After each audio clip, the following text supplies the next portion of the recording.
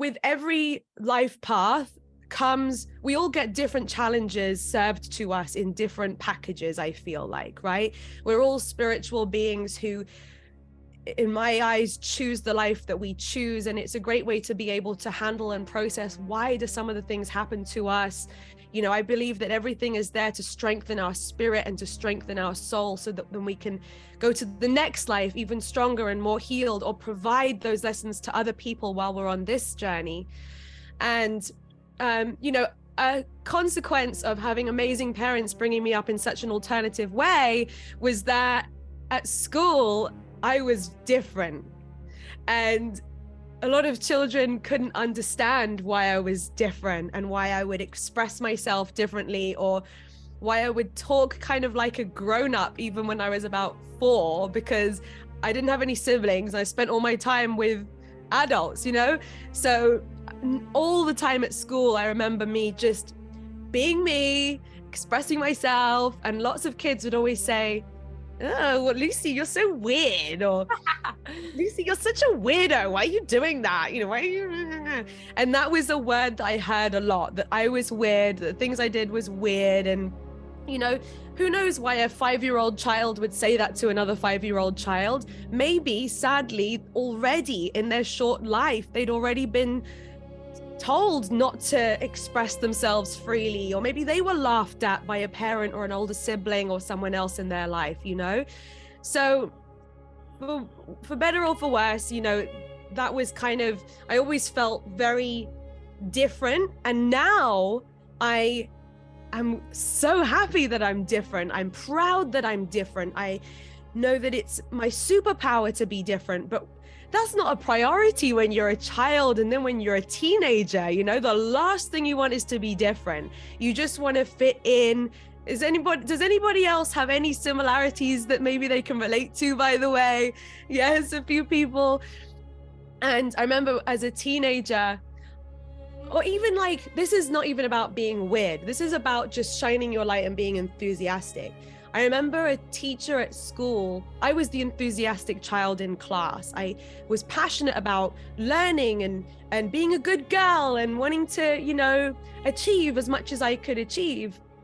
And I remember I would always put my hand up. I was like Hermione Granger, you know, and there was this teacher who was struggling to control the class and struggling to engage the class. I was putting my hand up, but no one else was. And then she kind of took it out on me, and obviously she didn't mean it, but she said to me, she said, "Lucie, you know, can you stop putting your hand up, please? Like, give everyone else a chance." And obviously I felt a bit embarrassed and but I didn't think it was a big moment at the time. I just thought, oh, you know, silly me, stupid me, a bit frustrating, but a bit embarrassing, and people were giggling. Retrospectively, as an adult, I was asking myself, why am I scared to go for it? Why am I holding myself back? Why am I now kind of like shy or not wanting to be the first to put my hand up? Like, why have I changed? And then I got that memory.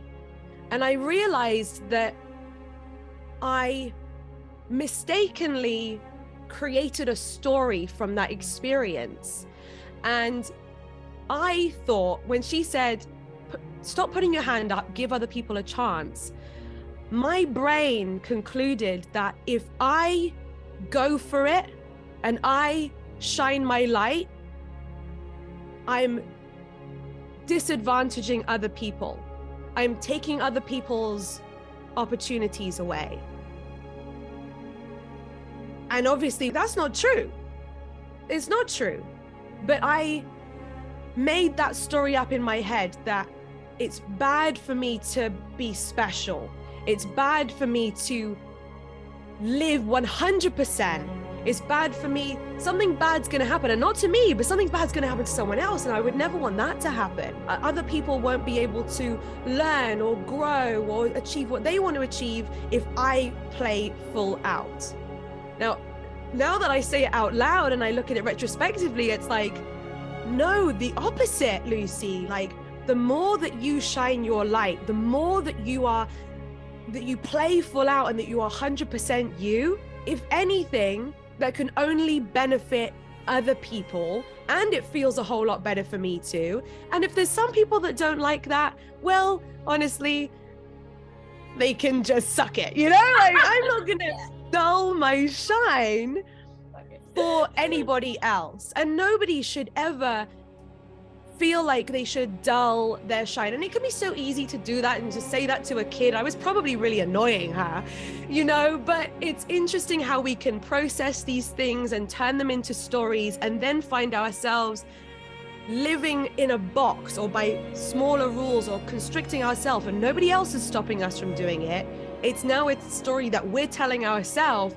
And maybe that teacher didn't even actually tell me that. That's not actually what she was saying, but I made it into that and created a life of not living full out. So that's something that I've been working on, you know, getting back into celebrating being my fabulous, special, weirdo self, and, you know, making the most of my life and making the most of all the time and energy that my parents invested in me, and, you know, not letting that go to waste. And that's something that it's a daily thing, you know, it doesn't come naturally. There's still all the subconscious blocks that's like, no, maybe you shouldn't. But that's what I'm working on right now.